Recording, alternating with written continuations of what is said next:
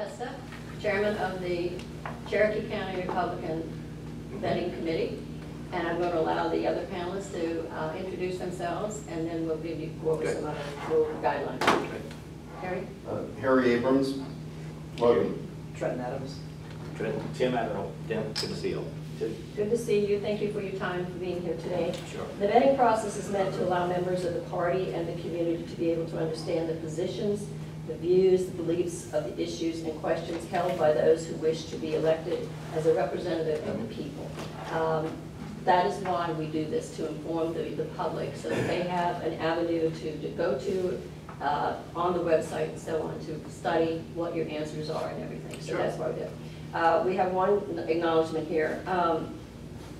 You as a Republican candidate for the state, for Georgia, as the congressional representative of District 11, acknowledge that you are aware of the fact that the candidate interview will be videotaped and it's entirely without any editing or commentary, and that you agree to such recording. Of course. Okay, thank you very much for that. We appreciate your time. Please introduce yourself and then we'll get started with questions. My name is Edward Lindsay. I am a state representative, been in the Georgia House for the last decade, and have served for the last 3 terms as the Georgia House Majority Whip. Okay, thank you very much. And we might have to speak up just a little bit more for the camera. Okay. Kara, I'd like to start with the questions from your end, and then we'll go around the table, and we will continue to go through all the questions, and then when we finish, we'll give you time to a closing statement. Sure. Two-part question. Are you currently a member of your local Republican Party, and how do you see your involvement going forward, regardless of the outcome of this election?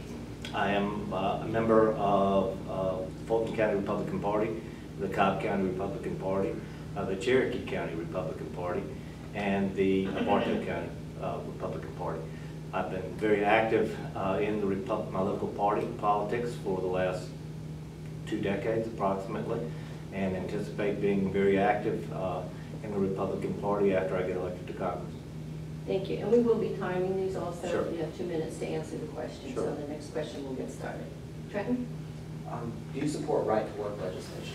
Yes, as a matter of fact, not only do I support it, I carried 2 of the most significant steps forward when it comes to right-to-life legislation in the Georgia General Assembly last year. We have witnessed the effectiveness of right-to-work legislation in Georgia for the last 6 decades. Unfortunately, some of that had been eroded away by particularly local governments who were trying to do a backdoor around allowing unions in to contract requirements. My legislation last year shut that back door and reinforced Georgia's right-to-work legislation, which is why I was recognized by the National Federation of Independent Businesses as a Legislator of the Year in 2013.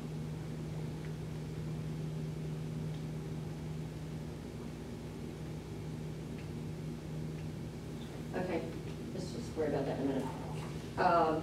Go ahead, Tim, your next question. Okay. Should there be limits on the amount of money businesses and corporations can contribute to political campaigns? You know, I'm a great advocate of the First Amendment, and anytime that you have the government starting to limit what any entity can spend in a political campaign, expressing their First Amendment rights, I am reluctant to see government being able to do so. So, generally speaking, no, I do not. I believe it's a First Amendment issue as recognized by the U.S. Supreme Court recently. Harry? What unique qualities do you have that are important for a House member to possess? The unique qualities I have are what I have shown in the Georgia General Assembly for the last decade. I'm a great believer in you can't just sort of talk about what you've done in the future, you got to look at what you've done in the past. And over the past decade, I've shown that I have the patience to listen, the strength to lead, the wisdom to know how to negotiate without compromising my principles, and most importantly, the courage to stay the course when getting shot at from all sides. Those are attributes that I've shown through a decade in the State House, and I'll show also in Congress. Based on your understanding of the U.S. Constitution, what do you believe is the role of a member of the House of Representatives? Well, the role there are several roles. One is to take a look at legislation and determine its constitutionality and effectiveness. And then if you believe it is effective in terms of handling a national problem, move forward. One of the important roles I also think in terms of Congress is also trying to figure out what things we shouldn't be involved in. Unfortunately, we have a Congress now that over the last few decades has been wanting to meddle in a lot of things that ought to be taken care of by both the state and local level. So you have that. In addition to that, you have a role of Congress, quite frankly, to be a check on the executive branch in terms of keeping it from overreaching its power, which is another area that I regret to say that Congress has failed to do over the last few decades, where they have allowed the executive branch to expand its power to the detriment of the congressional or legislative wing of government.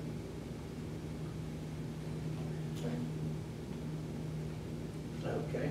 Do you believe it's the government's job to ensure that all persons have access to health care regardless of their ability to pay? No. We are not a nanny state, but we should not be a nanny state more appropriately. Our job in government is to provide opportunities for people, not to guarantee results. And when we start trying to guarantee results, we end up with a government that's far too expensive. Anytime that government can be involved in providing you with everything that you need, they have the power to take away everything you have. And I worry about a government that has that kind of power, particularly in the area of healthcare, which is 1/6 of our economy and is one of the most vital areas for a person to have in terms of taking care of themselves. I think that government should have a role in terms of providing for opportunities, particularly by returning a free market approach to healthcare so that people can have access to it. But in terms of guaranteeing, absolutely not. What is your position on term limits? I have favored term limits. I believe that up in Congress in particular, it would be effective to have term limits for senators at 2 terms and term limits for House members at 12 years. What type of federal gun control laws would you support? Very few. I'm a strong advocate of the Second Amendment, and I've shown that in the Georgia House over my tenure. For instance, I was a strong proponent of Stand Your Ground, which we passed in Georgia in 2006. As the majority whip, I worked very hard to get the legislation through that we've been trying to get through in the Georgia General Assembly last year and this year that will protect Second Amendment rights, particularly in regards to folks having an opportunity to carry their weapons in reasonable public places, as well as being able to ensure their ability to defend themselves and their families. What you generally have found with most federal gun control legislation is that it doesn't address the problem. For instance, gun-free zones generally end up being simply an enticement for those who wish to do folks ill by providing for a place that they know that they will be safe because no one else will be having a gun except for the bad guy. I do believe, for instance, to sort of boil it down, that the best deterrent of a bad person with a gun is a good person with a gun. What does the 10th Amendment mean to you? 10th Amendment means basically that we have a federal government that should be limited in scope, and that the powers should rest back with the states and with the people. That's what the constitutional amendment says. The problem with the 10th Amendment right now is that while it sets forth very important parameters for the federal government, it has no teeth, and that's why I have proposed a federal constitutional amendment that will allow state legislators, 2/3 of state legislators, to basically repeal any kind of executive action or congressional action within 3 months of its enactment. That will put teeth into the 10th Amendment. Do you believe that states have the right to nullify unconstitutional federal laws? Nullification is a concept that is often misunderstood. Basically, what states have a right to do underneath our present system is not be simply a vessel of the federal government. In other words, we should not ever be compelled to enforce federal laws that we don't agree with. For instance, Obamacare. That's why I'm a co-sponsor of HB 707 here in Georgia that will basically say if we can get it passed, that the state of Georgia believes that this is bad federal public policy, and the state of Georgia will not be a party toward enforcing it. More importantly, down the road beyond Obamacare is what I was talking about earlier when it comes to additional constitutional protections, which is allowing the states to basically, in effect, repeal federal laws that it believes are unconstitutional or unwise. That will restore a certain balance to our federal system.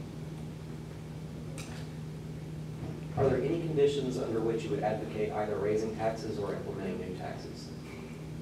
None that I can foresee, no. I believe that raising taxes is bad economic medicine and a deterrent toward growth. We should be looking at ways to reduce taxes. In particular, both the individual income tax rates and corporate tax rates. Right now, we have literally trillions of dollars sitting offshore, from companies that aren't willing to bring it in because of our present tax rates. We also have a individual tax rate right now that is a deterrent toward people being fully productive. In the long run, I want to see us move toward a fair tax. In the short run, until we can get a constitutional amendment passed for it, I'm willing to go toward a flat tax to reduce the overall tax rate until we can get to a fair tax system, which is, I believe, a lot better in terms of being productive Thank you. for our society. A couple other questions Sure. I interject as we go along here. Good. Have Been waiting you- for you, Lori. First time I've heard Kalamasha. Have you ever had any license revoked or not renewed for cause, or been the subject of professional discipline, or cited for breach of ethics or unprofessional conduct by any bar association, disciplinary committee, court, administrative agency, or other professional group? Or have you been expelled from any organization, and if so, please explain. I have not, and I take great pride in the fact that I'm well regarded within my profession. Okay, have you or has any organization or business under your control ever been declared bankruptcy, or have been sued, or currently facing liens or other financial issues? No liens, no bankruptcies. Unfortunately, like a lot of other businesses, we did have one frivolous lawsuit that was thrown out in court. However, it did take a certain amount of attorney's fees in order for us to accomplish that. That was about 15 years ago. But so when it comes to businesses' concerns about frivolous lawsuits, I have some personal experience in that. Okay. Okay, Tim, next question. What is your stand on immigration, securing the border, and amnesty? And what is your plan for immigration reform? Well, first off, a little bit about my history. I was the co-sponsor of HB 87, which was Georgia's anti-illegal immigration bill passed in 2011, which is one of the toughest in the country when it comes to illegal immigration. So I have a certain degree of expertise on that. Let's go down through it. Number one, foremost, protect our border. No nation in the long run can prosper without a border that is protected. And the fact that we have been unable or unwilling to do so is absolutely abhorrent to me. Number two is I do not believe in amnesty. A pathway to citizenship is both against my view of rule of law, and it's unfair to those folks who have been struggling to come here legally. And number three, it simply won't work. The last time we tried amnesty was in 1986, when we had about 3 million people here illegally. Today we have over 11, and that's the official number, and a lot of folks believe it's much higher than that. Number three, what I really believe when it comes to sort of talking about what we should be doing, one of the basic things that I've come to understand as a legislator is that there's a difference between a comprehensive bill and a grab bag bill. A comprehensive bill looks at one problem from multiple directions. Grab bag bill looks at multiple problems and throws it all into one bag, hoping folks will let it pass. The immigration bill is passed by the Senate with a grab bag bill and should be shelved immediately. We should be looking at each of these issues individually. When it comes to what to do with the folks who are already here, what to do with the children of the folks who are already here, what to do with folks who come here to be educated and want to continue to live in the United States after they receive their education, what to do with foreign workers issues. Each of those need to be looked at separately, and each of them need to be looked at from the perspective of what is in the best interest of the American society and our people. Too many times we want to look at immigration issues from the perspective of the person wanting to be here. rather than come here. Instead, we should be looking at it from the standpoint of what is in our best interest as American society. Thank you. 2 minutes, that's as far as I can get, unfortunately. Harry? What is your position on the Supplemental Nutrition Assistance Program, SNAP? What about drug testing? Well, I was a co-sponsor of the bill in the Georgia House that required drug testing of all applicants. I believe that to be a fair bill that we passed in 2011 or 2012. Unfortunately, that's been held up by the courts, so we have another bill going through now dealing with drug testing where there's a reasonable suspicion of drug use taking place. I voted for that bill as well. I believe that's a reasonable public policy. Those of us who are out here earning an income and working hard oftentimes are required by our employers to be drug tested. So I believe that the folks who are the recipients of our tax dollars should be facing reasonable drug testing as well. What is the current unemployment rate in Georgia? Current unemployment rate in Georgia is 7.3%. That's a little bit higher than the national average. Also, to go a little bit further regarding Cherokee County, since that's where we're at, Cherokee enjoys a better unemployment rate. According to the last statistics I saw from the Federal Reserve, and they're usually a couple of months behind, was around 5.6%. Now, I'll give you these percentages with the understanding that I'm a great believer in Einstein's rule, which is never memorize something you can look up, but I think my numbers are basically right. Please describe the geographic boundaries of the 11th district. Bartow, all. Cherokee, all. Northwest Cobb, which includes Kennesaw, Ackworth, Marietta, the northern part of Smyrna and Vinings, and the northern part of Buckhead and the southern part of Sandy Springs.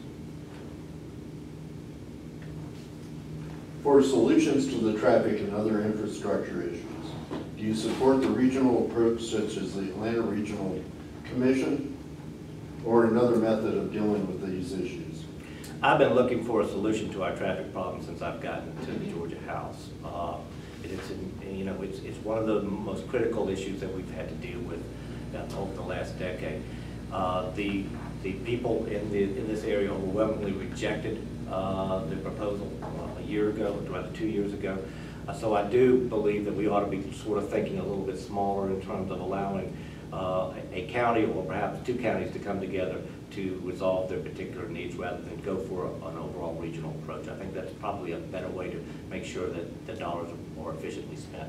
On the federal level, since that's what I'm running for, I'm a great believer in the fact that we need to change how federal dollars are first being flowed up to Washington and then coming back.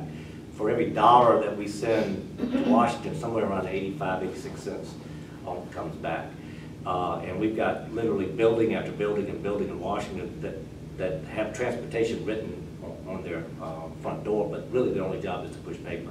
We need to be doing more to get those dollars, allow them to stay here in Georgia rather than being directed to the feds and then come back. That's one way that we can immediately infuse a lot more transportation dollars into the system, into Georgia, rather than having it wasted by bureaucrats.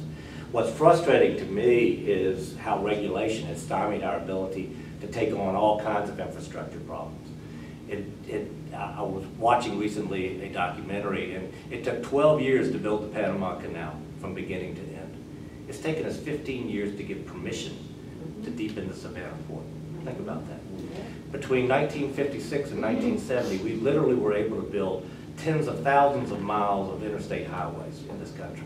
And now, just to build some small extension of an existing roadway, it takes years to get permission.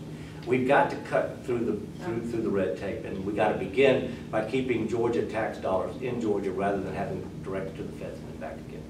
And I know I'm out of time, but one last point I think is very important, because I do believe transportation is one of the most important issues here in the 11th District, and that is why I have committed to ask, as my first request, to ask to be on the Transportation Committee.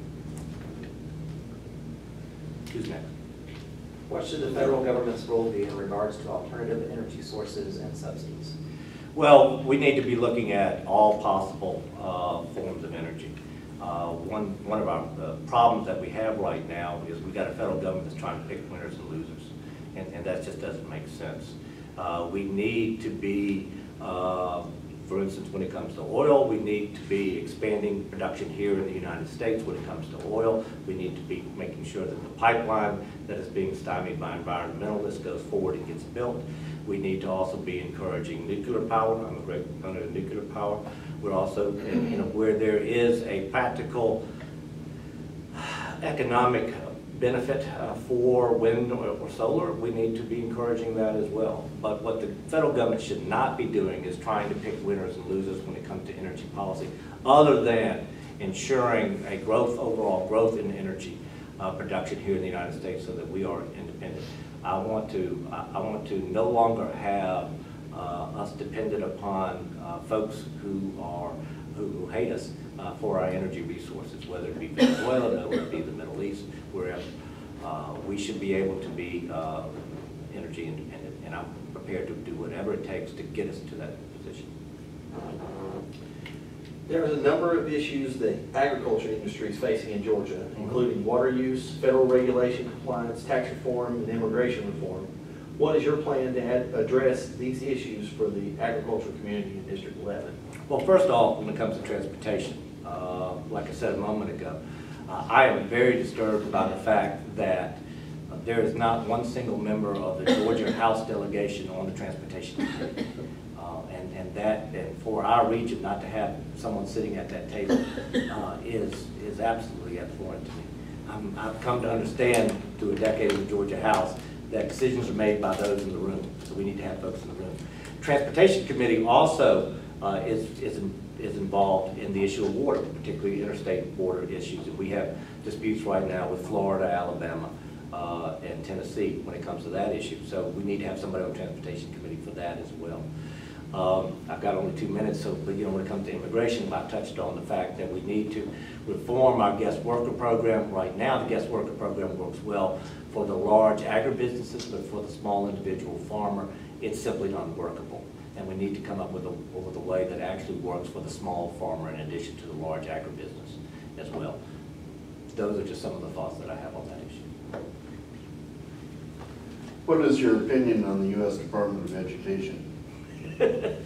Once again, just as I was saying earlier about the Department of Transportation, those dollars would be better spent here in Georgia rather than being shipped first to the federal government and then back again.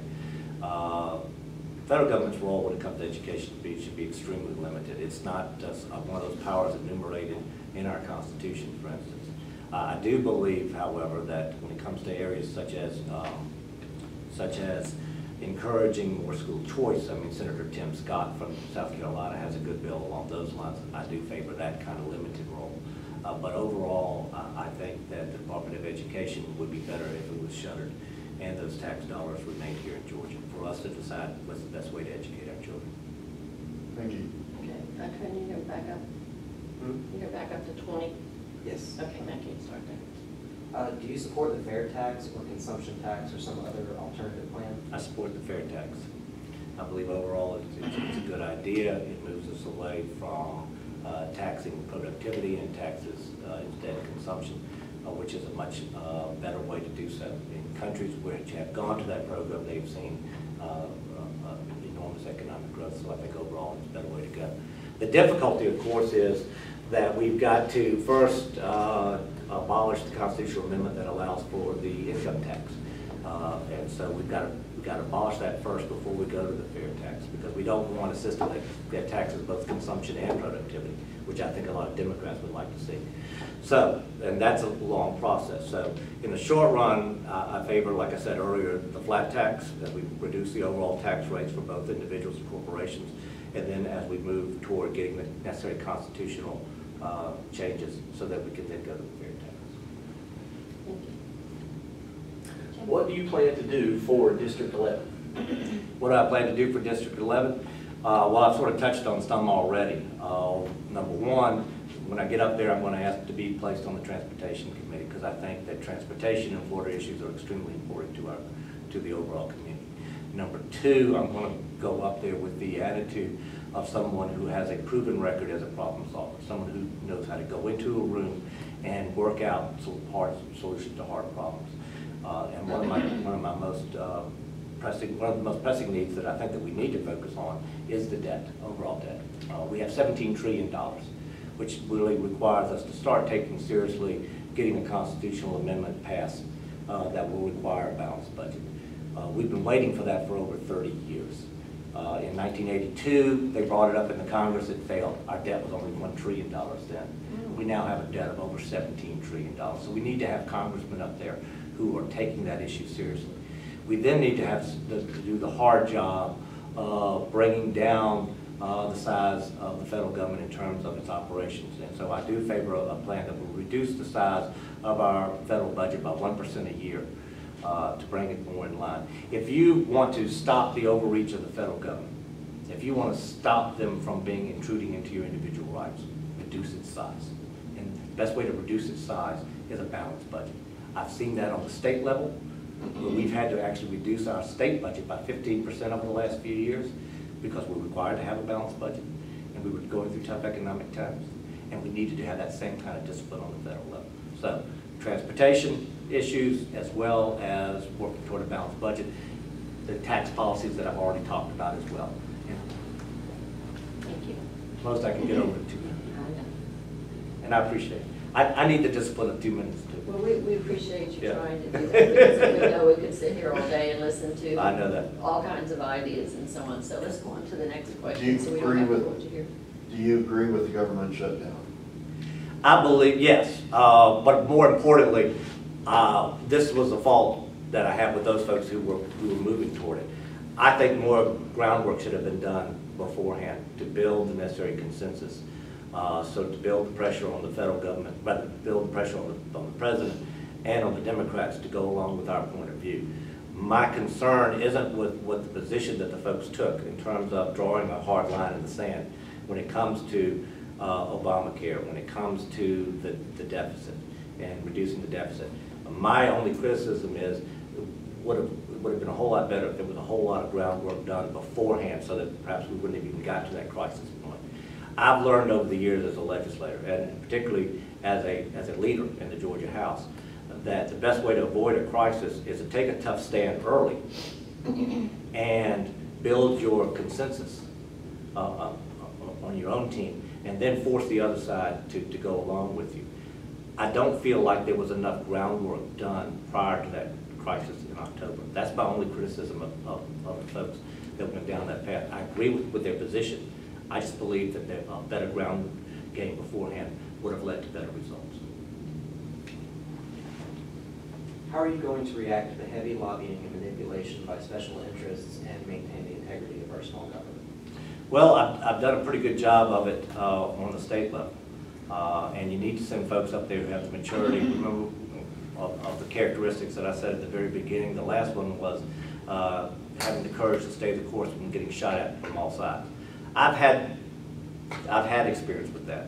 I was the co-author and co-sponsor of Georgia's charter school amendment, which was a great step forward when it comes to school choice. Trust me, we were getting shot at by an awful lot of folks with an awful lot of special interests who didn't want it. And you got to remember that the education budget in Georgia, both K through 12 and higher education, is about 57–58% of the budget. So there was a lot of money involved, and a lot of special interests opposed us. And we were getting shot at pretty hard, both getting it through the state house, and then I chaired the organization that led the fight to get it passed by the public. It was great. I worked very hard on that. So I've had experience taking on special interests and being shot at. And so this is not something new to me. Went over 23. Next question is 25. Okay. As our representative, what are you going to do to prevent the president from trampling on the Constitution? Well, you need a Congress that starts to stand up to them. Right now, we don't have a Congress that seems to be willing to do so. And what we need to do is get a majority of Republicans in both the House and the Senate, because that's the best way to start checking, in the short run, federal government overreach, particularly presidential overreach. The second way to do so is that constitutional amendment that I spoke of earlier that gives the states the state legislatures in particular, the power to check the overreach of both Congress and the president. That, all those checks and balances, if we put those in place, I think will lead to a more restrained president, which is, I think, desperately needed. Harry? What is the difference between a republic and a democracy? Republic and a democracy. A republic is you send representatives to act on your behalf. Edmund Burke in the 18th century made a point of saying that when he was elected as a representative, he wasn't simply there to be the mouthpiece for his constituents, but to also be the individual that his constituents trusted to make tough decisions. And therein lies a lot of the difference between a democracy and a republic. Democracy is a direct action by the people, and a republic is basically where you trust decision-making in representatives and hope that they make those good ones. And when they don't, you vote them out. Edmund Burke also got voted out of office several times in his career. Overall, do you think free trade with other countries helps or hurts the U.S. economy? It helps the U.S. economy overall.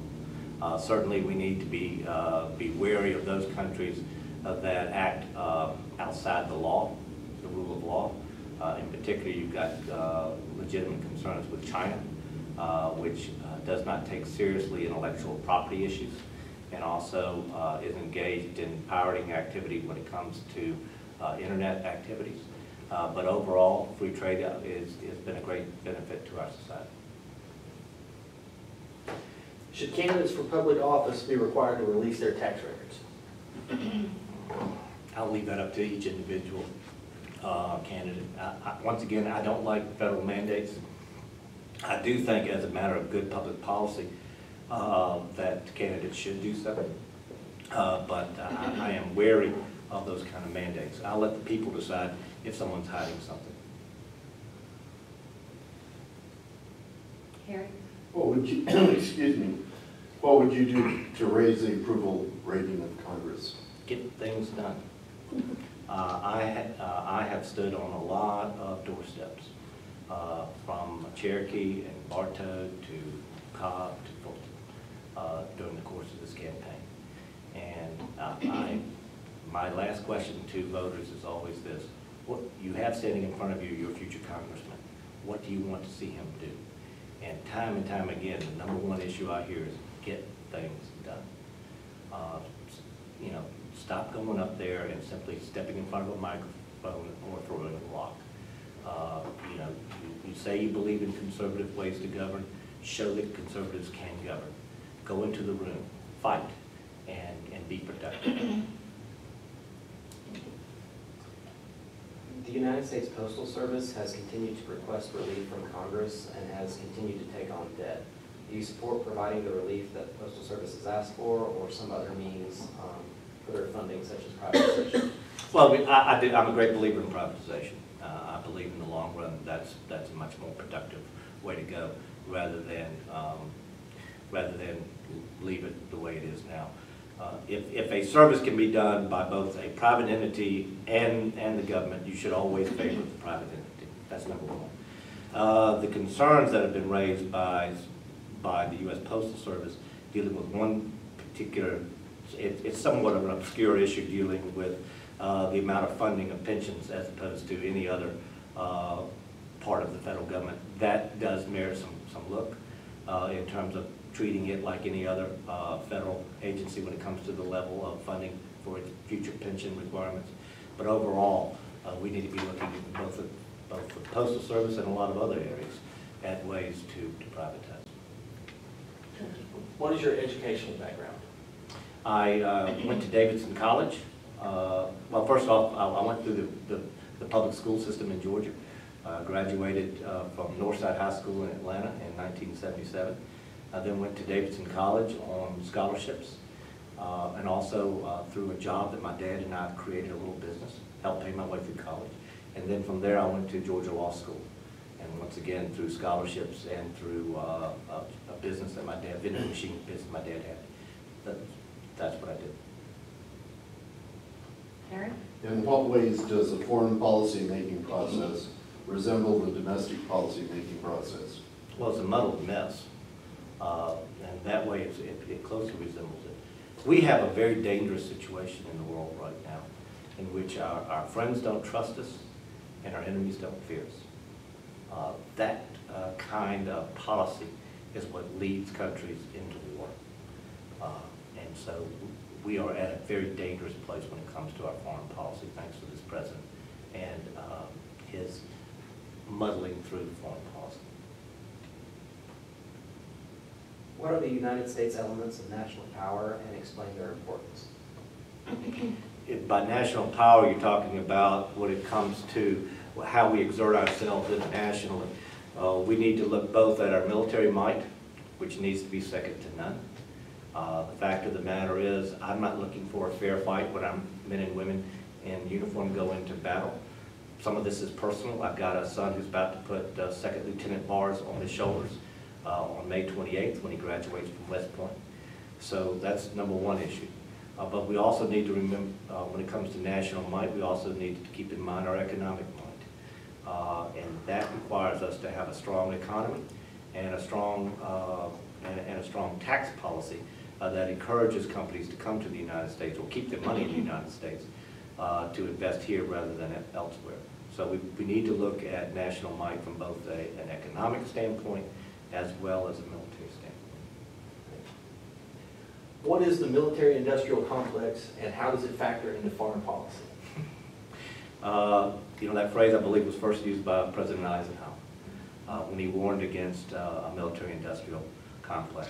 And one thing we have to be careful of when it comes to that is to make sure that the weapons we're building and the weapons we are putting out in the field are actually the weapons that are necessary for us to be able to conduct wars in the 21st century, and are actually the most productive way to assist our men and women in uniform.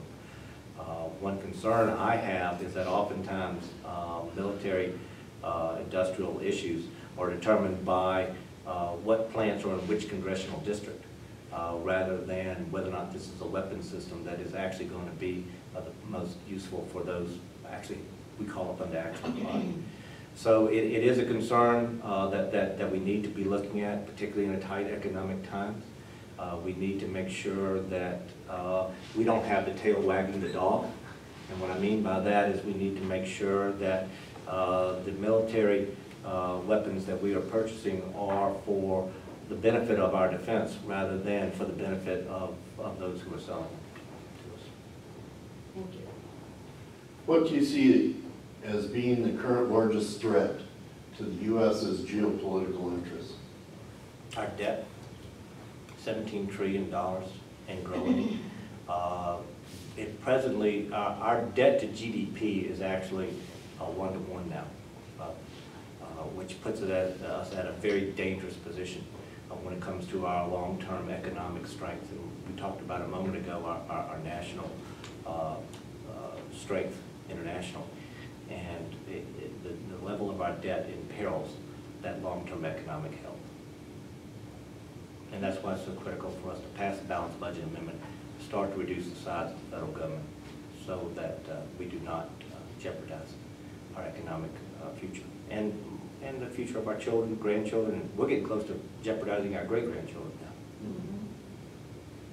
What do you see as being the current largest threat to domestic security? Same thing, actually.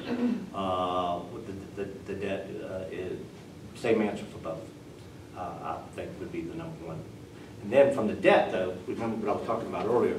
The debt is a danger in and of itself, but the debt is also symbolic of a larger danger, which is the overreach of the federal government into areas that no one ever intended, and I quite frankly think most American people don't want.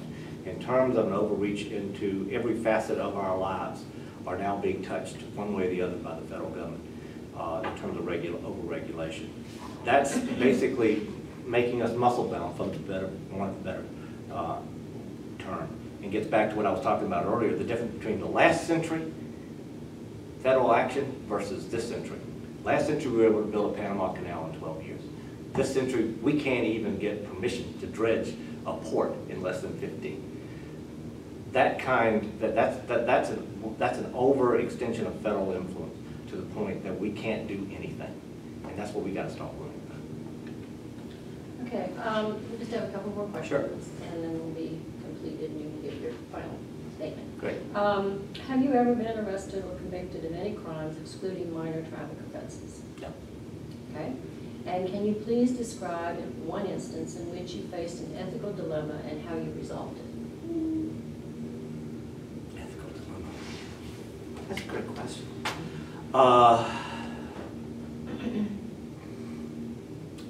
I was serving on a volunteer board, and we had a executive director that we had appointed.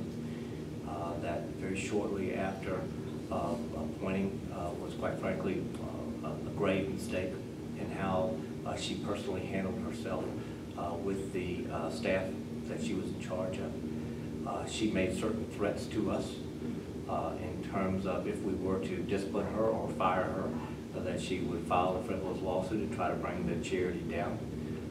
We were confronted with that problem and decided to play tough and do the right thing and dismiss her and be prepared to lay the cards on the table. And in the end, she backed down. Okay.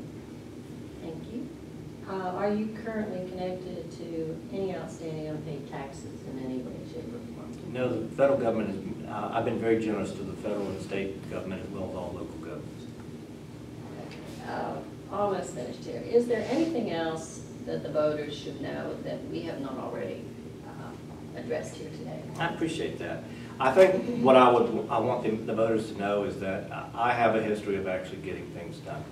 Sometimes folks ask, you know, what wing of the party do you belong to, Edward? Do you belong to the Tea Party wing, the business wing, the libertarian wing, et cetera, et cetera?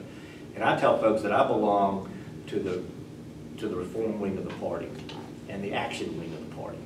And because I believe that my job is to move forward conservative reform and to show that conservative reform can take on the problems of our society. That's why I've worked so hard, for instance, when it comes to education reform, the Charter School Amendment, and other education reform bills that I've passed over the last decade. I've shown leadership there. I've shown leadership when it comes to property tax reform. Myself and the senator from here worked very closely, Chip Rogers, worked very closely on property tax reform. Matter of fact, it was my bill that basically froze property tax reassessments for 3 years during the darkest days of the recession. So I worked very hard on that issue. Worked very hard when it comes to government reform and open government, requiring, for instance, local governments and the state government to put online both their budgets and their year-end assessments. Also passed the Medicaid Fraud Act in 2007, and then going back this year and reforming that. That bill has led to tens of millions of dollars that were being fraudulently taken from taxpayers here in Georgia have been now returned to the state coffers. I've worked on, as I said earlier, illegal immigration issues to fight on that particular issue. So I've also sat in the room and been part of the team that actually had to cut the state budget by over 15% during the toughest times of our state. What you get with Edward Lindsay is someone who has a history of fighting for change. As I stated at the beginning, I'll state it here at the end, I've proven that I have patience to listen, the strength to lead, the wisdom to know how to negotiate without compromising my principles, and most importantly, perhaps, the courage to stay the course. That's what the people of Cherokee County will get from Congressman Edward Lindsay. Thank you very much. We appreciate it. We appreciate your time, spending your time today with the Republican Party of Cherokee County. We're going to be placing the videos on our website for all to see.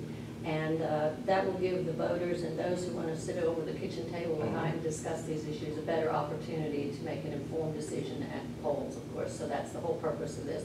And we greatly appreciate your time, and thank you so much for being with us today. I appreciate y'all having me, and quite frankly, I think this is a wonderful idea. And I encourage Cobb, Bartow, and Fulton to do the same. Well, we're gonna work on that little manual like and put that out so everybody has it in the future. So we appreciate that compliment. Thank you so much. Good. Appreciate it.